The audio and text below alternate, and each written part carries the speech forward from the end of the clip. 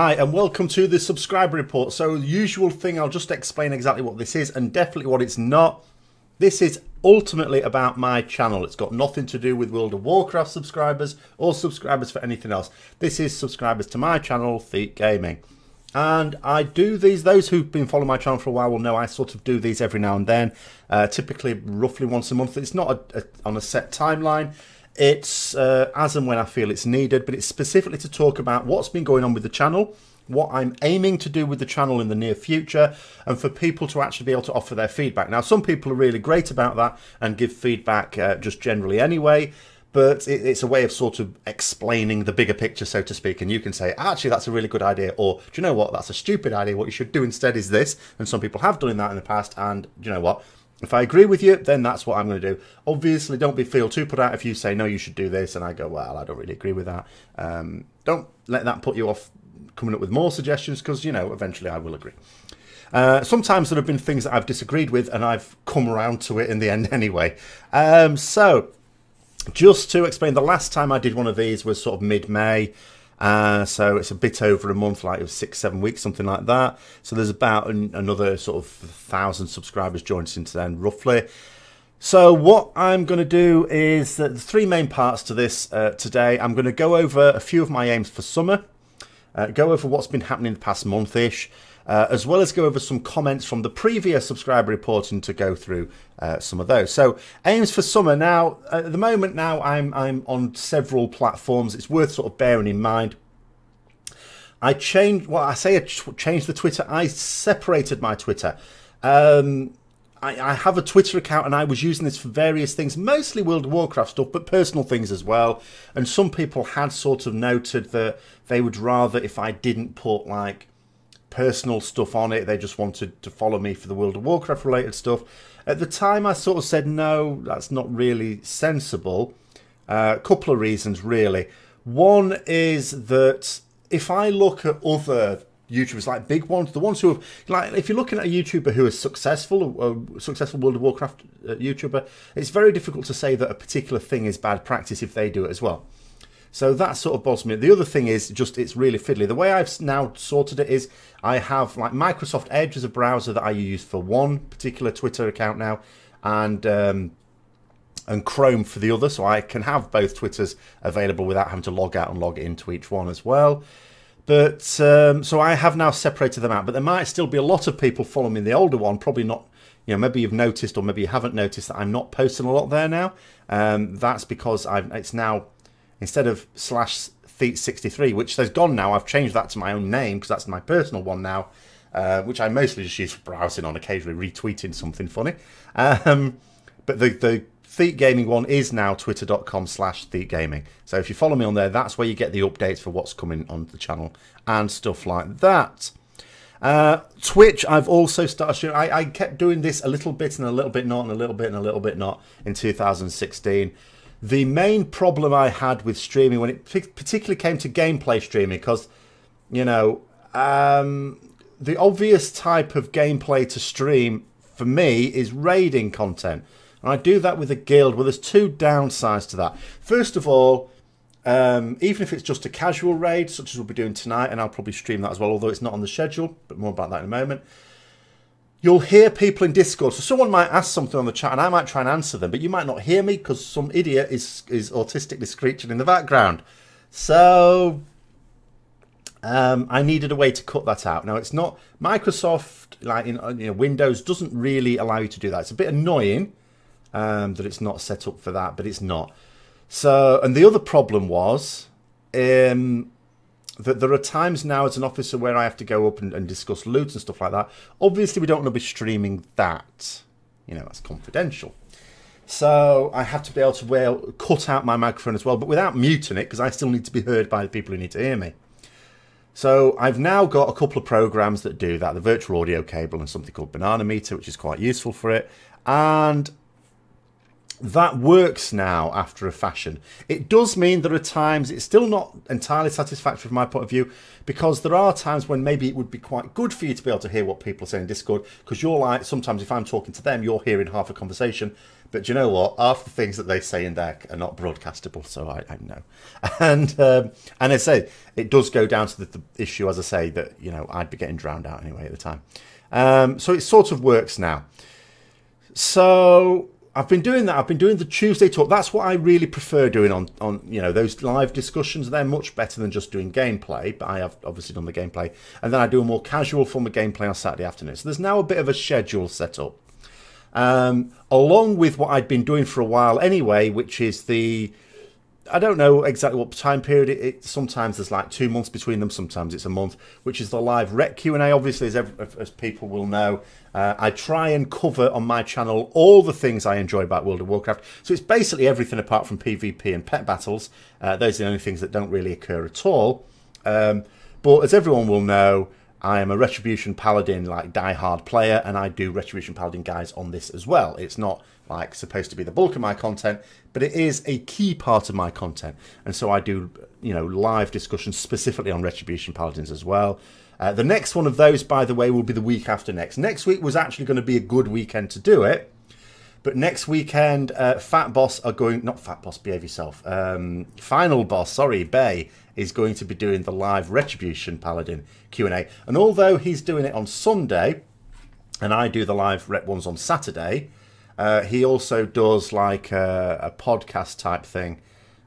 So I would still be double booked there. So I'm going to do my live Rep Q&A the week after, because I'm going to be on Final Boss for Rets next weekend. So yes, we're going to have lots of Retribution Paladin discussions in the very near future. And the other thing is, again, this is like, someone did ask me quite recently, why don't you just stream on YouTube, do YouTube Live? And part of me is now thinking, I don't know, maybe it would be just easier if I'd have done that. But Twitch, so many people use Twitch, it's the go-to place. If people want to look up like live streaming of games, they tend to go to Twitch. And there's certain things, like if I want to play, I don't play music in the background that much, but if I wanted to, that's a bit of a problem on YouTube. And my fear is, like, let's say something happened with Twitch and I sort of, someone said something or something like that, and it was a bit of a breach of guidelines, and I got a strike against me on Twitch. At the moment, that's not a big deal. I'm not getting a lot from Twitch. In fact, financially, I'm getting very little. But YouTube, that would be a problem. So I want to separate the live stuff from the YouTube channel where I have more control of it, if you see what I mean. It might be a bit of paranoia, but just until I'm comfortable. But the other thing, Twitch, they don't give me much information. They give me no information. They give me no help. YouTube, you get quite a lot of help, I find, in setting things up. Whereas Twitch, you get nothing. For example, did you know that you can now subscribe to me on Twitch? I didn't know this. They didn't tell me. Someone just said I was streaming on Thursday, and someone just said, "Oh, you've got a subscribe button now." I was like, "Have I? I didn't know that. Nothing's changed on my dashboard to tell me this." So then, of course, what you have to do is you have to be able to do the things when you set up properly, because what people are used to is when they subscribe that their name flashes up on the screen, stuff like that, and or just even follow you, those sorts of things. You get little toasts or whatever you want to call them, notifications that appear on the screen. Not possible to do that with the way I had it set up. So not only did I have to learn how to do that, and actually I had to proactively do it. No email even from Twitch saying, "Oh, you now have a subscribe button. Right, these are the steps you should go through now to set up." None of that, nothing. So I had to go and find that out myself. But ultimately, what it has necessitated is getting a second monitor, which I now have. It's over there. And I didn't have before. And people were just saying to me, "Why don't you have a second monitor? You should have 3 monitors, 4 even, because you could put one there and you put one there, you could put one on the wall." And I was just thinking, I don't need 3. I don't even need 2. I have buttons at the side on the taskbar. If I want to move between one program and another, I can only focus on one program anyway. I just click that one and it comes up. So, but for this, I had to have it because I've previously streamed like live stuff through Broadcaster, which is what I'm using to record this as well. And you can set up all sorts on there, and that's dead easy. But for gameplay, I used Gamecaster, which is specifically for that. So you can have the chat box there, and you can have like your webcam image, and you can have another background image, and you can have various things. But what you can't do is overlay notifications from a website. So you can only do that in Broadcaster, but you can't play through Broadcaster all on one monitor. So what I had to do was to do it, set it all up in Broadcaster, put that onto that monitor over there, and then put the game here. Now, unfortunately, there is another slight problem, but I may have a solution for this. I am going to work on this. What I'd ideally like is to still have the chat on here and just the toasts on the other one. I think that may be possible, but I'm going to have to mess about with that. But I think that might be relatively easy to do if I just try it again. So what I'm saying is it will take a little bit of time for me to set it all up properly. For a start, when I actually did set it up, because I sent off for the monitor, it arrived yesterday. I got it on like 20, next day delivery. But it only arrived a little ahead, very short time ahead of when I was having to stream yesterday. So I had like, once it had all set up, I had 10 minutes to, get it all done and dusted. So when people were following me, it was just making this sound. It was like scaring the shit out of everyone. It was too loud. So obviously I need to turn that down. So I need to improve it. It will take some time for me to get it all right. Again, because I'm having to learn this myself. Because you look at a lot of, there's YouTube guides on it, of course, ironically. But most of them just tell you how to do what is blindingly obvious. They don't tell you, I haven't found anyone who's done a good tutorial on how to set Twitch up, which is surprising, to actually set Twitch up well. I've seen a whole host of people who spend 20 minutes showing you a thing, and they go through all the baby steps, and I'm thinking, Gordon Bennett. So yeah, so I'm going to have to learn that myself. Anyway, so that's where Twitch is at the moment. But yeah, I said about raids, so I'm probably going to stream all our raids, but not put it on the schedule. So if you look at the offline screen, it'll still always say, I say always, I'm not saying I won't add to it, but it'll still effectively say that the Tuesday evening for the Tuesday talk, Wednesday evening for the guild raid, that's the only scheduled one, and then Saturday afternoon for the casual gaming. The reason, although I will stream other raids but not advertise them, is because the other ones are very likely to be progress raids. If it's progress raids, I may have to go through long periods, potentially the whole raid, without paying attention to what's going on in chat. Because do you know what? Priority is progress. So that means potentially no responding there. So although if you follow me, you'll get a notification that I am streaming. If it's not on the offline screen, it's like I may respond. Like tonight, I probably would, because it's just the split. It's the normal split runs. It's nice and casual, bit of a laugh. There's nothing hugely to focus on. I'll probably be focusing a little bit more on my hunter, because my hunter is rubbish, than my paladin. But ultimately, we don't expect any great problems there. Whereas tomorrow night, which I'll still probably stream, it'll be much more focused on progress. Then you say, well, why are you streaming? It's because there's a practical reason for it. If people are on Mythic, people are going to be benched. Of course, it's not Flex. So people want to be able to see a stream of someone that's in. Because that's the other reason for not scheduling it as well, of course. I could potentially not be in myself. So it's no good saying, oh, we're going to stream, Tomb of Sargera's progress tonight, and then I'm not even in. And then it's like, change of plan. I'll tell you what, we'll go around doing World Quest. That'd be fun. So, yeah, so those are the reasons, really. Next one, in terms of patch 7.3, I am going to be doing a lot more about looking ahead to what's coming in 7.3 than I did with the previous patches. Two reasons for this. First of all, I think like a lot of people, I am really excited for Argus. It has so much scope. I want to be careful not to overhype it or get overhyped myself, because that just ends in disappointment. Even if it's really good, it's always like not as good as you were expecting, therefore bad. But also I'll have the time to do it. In terms of work, effectively I've got 2 more weeks, then I get 6 weeks off. That 6 weeks off means that I can spend a lot more time doing the sort of content that's very difficult to do on my current schedule. Looking ahead at future content takes the most amount of time out of anything, apart from, I suppose, detailed guides. Detailed guides take a lot of time as well. But, when you're doing stuff that's coming in a future patch, that always takes a long time. Because the reason being that you probably, for one video, have to play 5 or 6 hours, and then you've got to go through the content, pick out suitable bits of footage and things to talk about that are interesting, so you're not just talking rubbish all the time. Very difficult to do that when I'm working, not so difficult to do that when I'm off for 6 weeks. So yeah, so expect more Argus related content, or at least more regular. I'm not saying I'm going to spam the channel with it. The channel is still going to mostly focus on the here and now, which is Tomb of Sargeras. And but nonetheless, there will be more Argus stuff than there was Broken Shore stuff when that was sort of coming. But yeah, in terms of the next two, I mean, the next 2 weeks are not like the standard things anyway. The next week is the last week where I'm still going to be quite busy.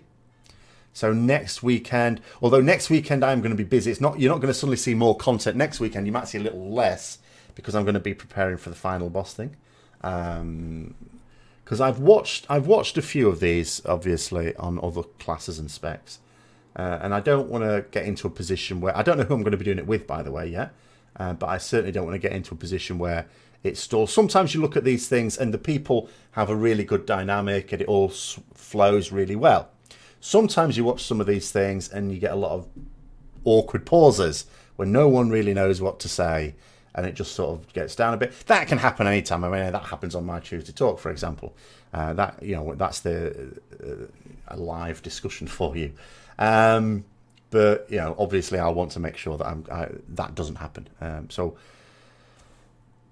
I will need to make sure I'm prepared for that, as well as for the fact I shall have to be using Skype as well, of course. And I don't use that very often. In fact, I've used it once, which was quite recently actually, to do an interview.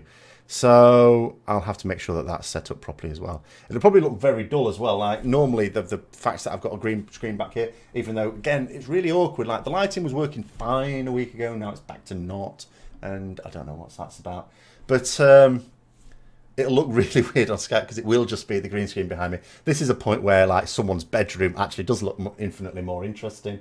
But it's either that or just put a still of my character in the background. But there's no point in doing that because I do have a webcam. So where was I? What's the next one? So, okay, yeah. So what else do I need to talk about? So I've talked about the Twitter thing. The Warcraft logs thing. Yeah, that's something to talk about. So what I've started doing, I've been doing this for a few months now, I think. And it's something I definitely want to continue, which is to bring some sort of structure to the channel. There is a certain amount of structure inherent in it. So by structure, I mean like predictable content, rather than just, oh, this will be, I'll do this week and this week. There are a certain number of videos that are just like done, but I also want them some specific type. So on Friday, it's usually, I'd never promise it's going to be on any particular day because you never know what's going to happen that day. But generally speaking, the WoW Flash is on Friday. The last couple of weeks it's been quite late on because I've tended to have been waiting for last minute news before the weekend from Blizzard, which is sometimes come and sometimes not. But generally it's not as late as it's come out for the past few weeks, but it is on Fridays. So that adds a little bit of structure to it. The mailbox that I'm doing each Sunday, that's adding a little bit of structure as well. The Tuesday Talk, blah, blah, blah, blah, blah. But I wanted this series of useful videos as well. So I started off with the recruitment series, which was actually a mixture of instructive, but also vlogging type videos. Then, due to like a patron suggestion, I did one on preparing for the Tomb of Sargeras. So that was getting ready for like raiding. So that seemed to go pretty well. And then recently, again, another patron suggestion was Warcraft, a series on Warcraft logs. So I did the first one, which is just a general one, showing you the various bits and pieces. And then each week, it's going to be another one on the specifics of it. So the second part I did, and the first one on the short things of just, you know, do this one, was about comparing your logs to someone else.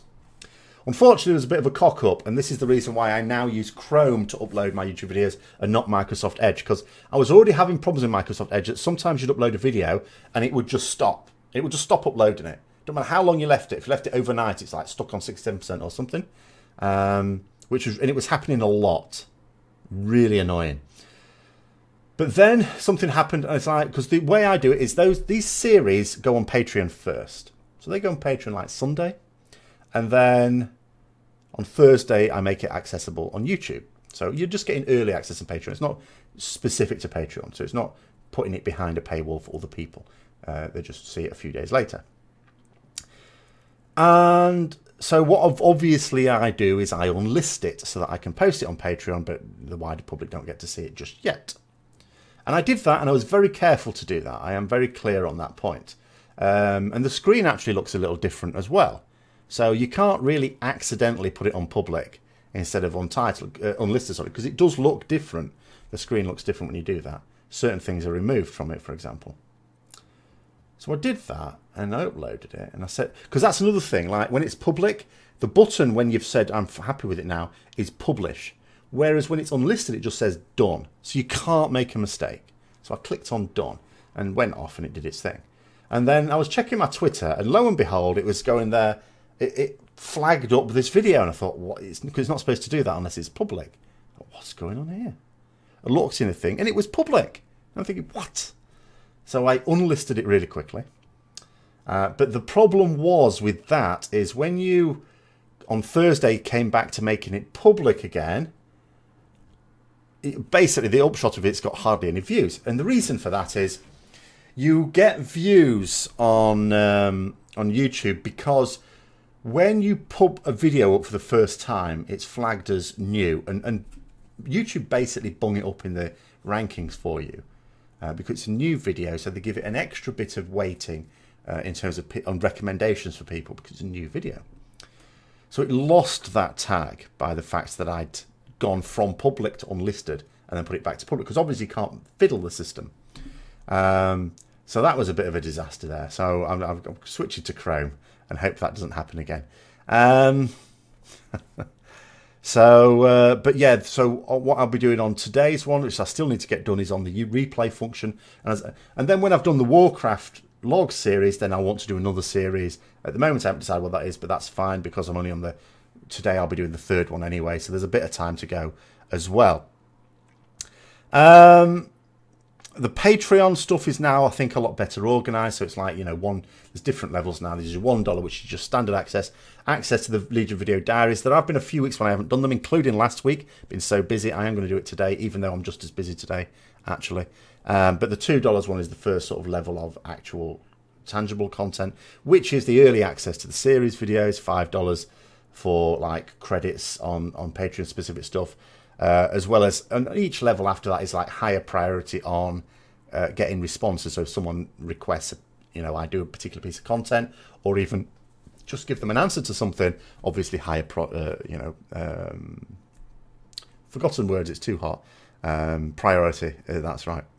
Also, some new images. So I'd already commissioned someone to do me, some simple graphics for a banner for the YouTube, which I've also put onto Thete Gaming. But when we changed the guild, so we made a new guild effectively, where, you know, my name won for the name of it, Murloc Death Squad. So I also commissioned the same person to come up with some Murlocs and stuff like that for our banner on that. But you'll also see the Murloc images being used on my channel as well, because I like Murlocs. So they occasionally pop up now and then on the channel, but they were largely, I mean, I effectively commissioned them for the guild, really. Now, there were some comments. So what I want to do is to go through some sort of comments now from people put from the last video. So this was about intros and outros. It's always a bit of a loaded subject, this one. So it says, create short intros and outros to help things a bit more professional. First one. And then someone replied to that, please never make short intros. They are boring as expletive deleted and just stealing my time.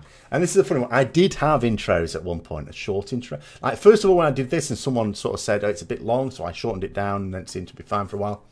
And then you'd still sort of get some people saying they didn't like it. Now, the way I eventually came round to it, because I quite liked the intros, but at the same time I did see from people's point of view, it is a few seconds of no content. And the way I now rationalise it, because you'll notice there aren't any intros anymore, is the people who liked to see intros are not going to not watch the videos because there isn't one.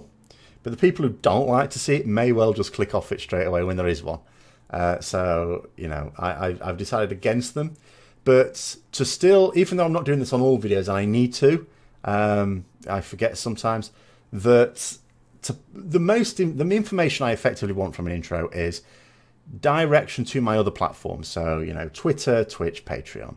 You know, are people, are they aware of these other platforms? So I've just taken to put in a little text thing that zooms across the top or the bottom, towards the start and perhaps towards the end of a video as well. I do have an outro screen that I sometimes use when I'm just doing my summing up at the end. I, again, sometimes use it, sometimes don't. So I am going to have to develop a bit of a more consistent approach with that. Says next one, add patron names as assistant producers. I know that's what Bay does. I think that's just for his top level patrons though. But I have on Patreon specific content, I do put the names of people above a certain tier, above a certain level, which is like the $5 level basically. They do get credits on those videos.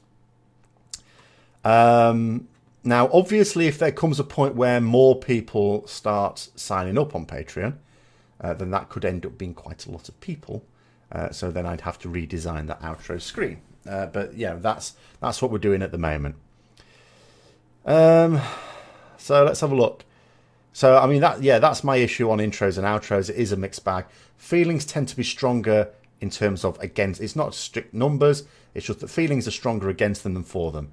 You don't very often get people going, I want intros or I'm not going to watch your videos. Whereas you do sometimes get the other way around. The other thing is, someone said something about... Oh, yeah, that's it. So top 5 or 10 lists are always safe bets for generating views and tend to trend well. I've had a mixed bag with them. Now, for a start, I mean, sometimes I do that. If I think, you know, if I have one in mind, I will do one. I haven't had that much success in terms of raw numbers, so I'm only going to do them. I'm not going to do any content I don't really feel anyway that is just there to bring numbers in, because what's the point? Because by definition, if you're doing a piece of content that's only for the numbers, it's not the sort of content that's typical of your channel. And so the people who watch it are not, you know, even if they subscribe, they're probably going to unsubscribe when they see that that's not the main sort of content. So it doesn't necessarily help you in the long run anyway. But the other thing is, if you deliberately try and do it, you know, if you sort of say, right, every month I'm going to do a top 10 video or something like that, at some point you're going to run out of ideas and you end up doing the top 10 flight masters in Azeroth or something like that. Or the top 5 mailbox designs. We can probably avoid that. So every now and then, if I think of one, it's like, oh, I'd like to do that, and it seems fun, then I will do it. And then, you know, so they'll be few and far between. They're not banned from the channel. I've done some, and I will continue to do some, but not as a regular thing, and only on ones that I think are going to be useful. Then it says here, it says there are a few YouTubers I wish I could support via Patreon, but I'm flat broke, so just interact to at least help the statistics. Well, that is really good. In fact, the best thing people can do effectively is sharing with others anyway. That is, you always see on videos that do best, what is very noticeable from them is that you see the stats on your videos and you can see how many people have liked, disliked, commented, blah, blah, blah, blah, blah. And you can see how many shared. And the shares skyrocket for the ones that have done well. Now, I'm not saying blindly share them, because obviously if you share it with an audience that's unappreciative, it actually does more harm than good. But, you know, I mean, that is the thing to do. Ultimately, you know, if you want to support a channel, what you do is you comment on videos and you like, obviously only if you like it, don't like any videos you don't like, and share with others where it seems appropriate. That is the best thing you can do, because obviously all of those things tell the YouTube algorithm people appreciate this video, and then it will sort of increase it in its own ranking. So that is actually really good support. Next one, it says, do you plan to do gaming content for YouTube, Twitch full-time and dropping the teaching if it becomes financially viable?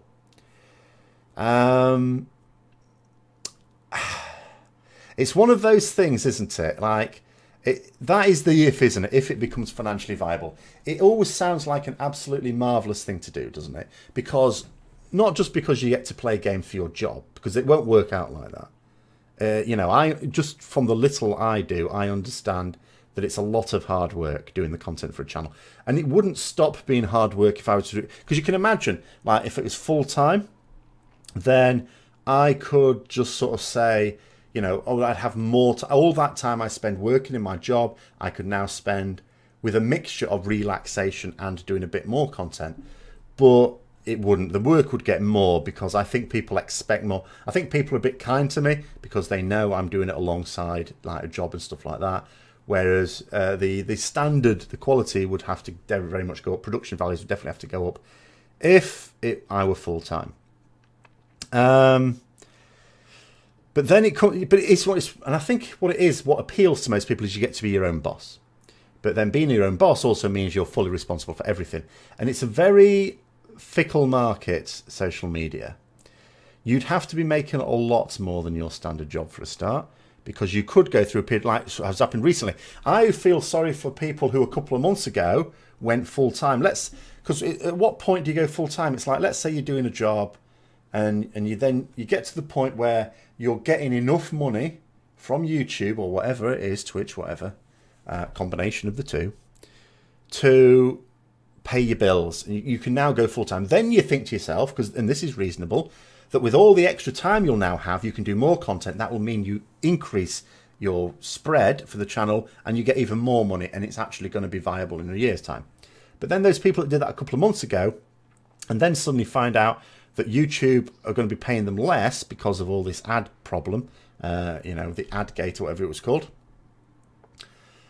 could well have found themselves actually not being able to pay the bills, because even if they were getting consistently as much or better, engagement with their channel, the amount of money they're getting is less.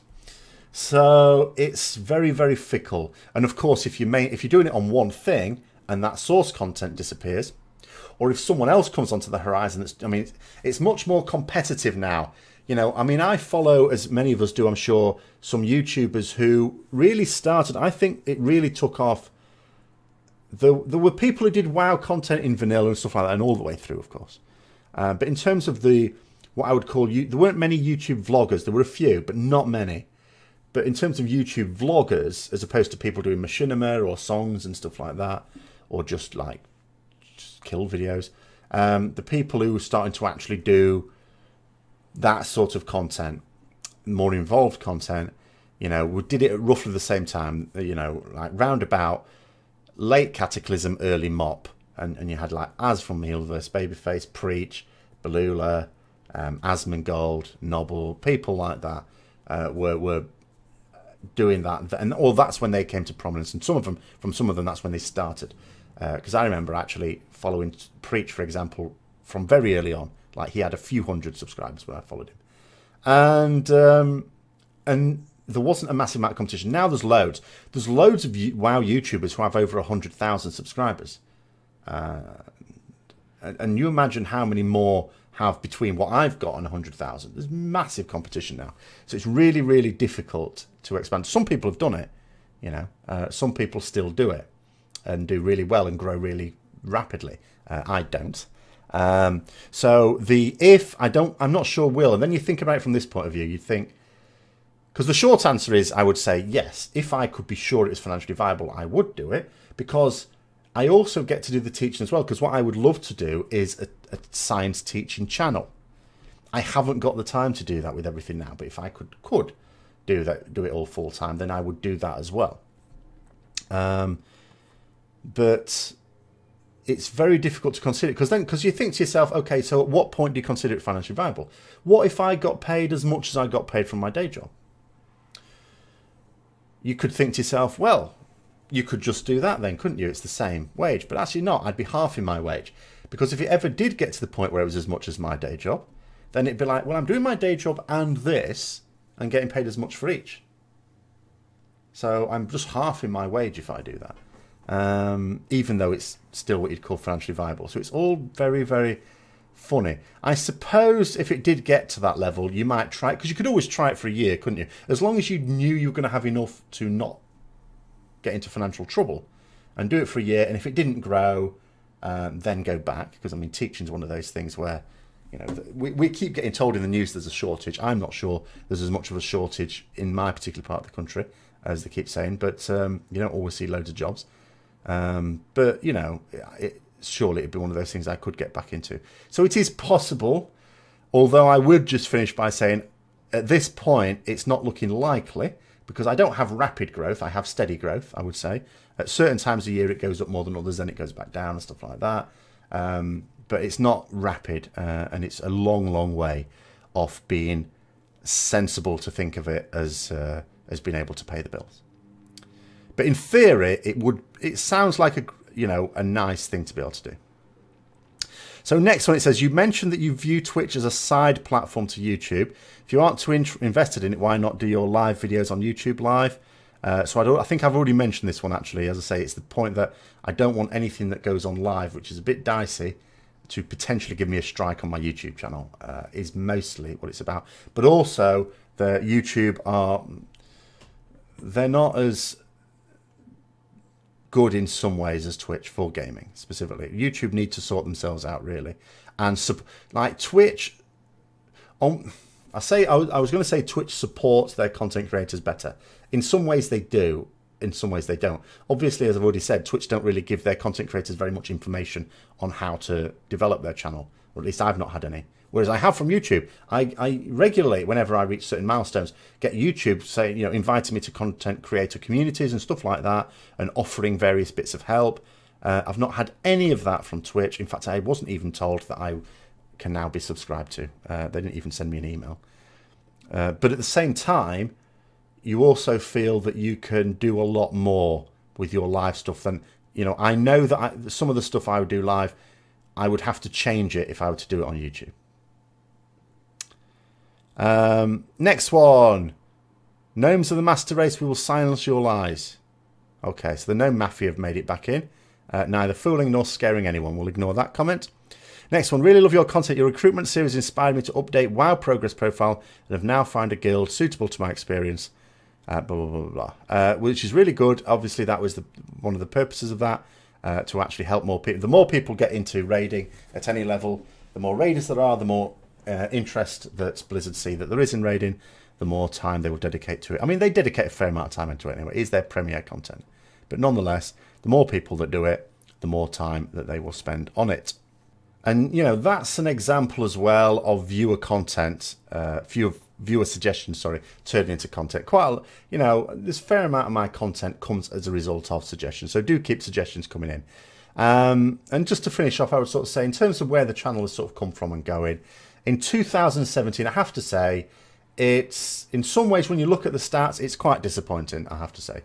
2017, I was hoping it'd get to the point where I'd be on the radar for guaranteed early access to the public alpha, because, what I would definitely want to do is when the next expansion alpha comes out, is I want to be in it on the ground floor so that I can report on it, as I was able to do for WoD. But the way not for WoD, sorry, Legion.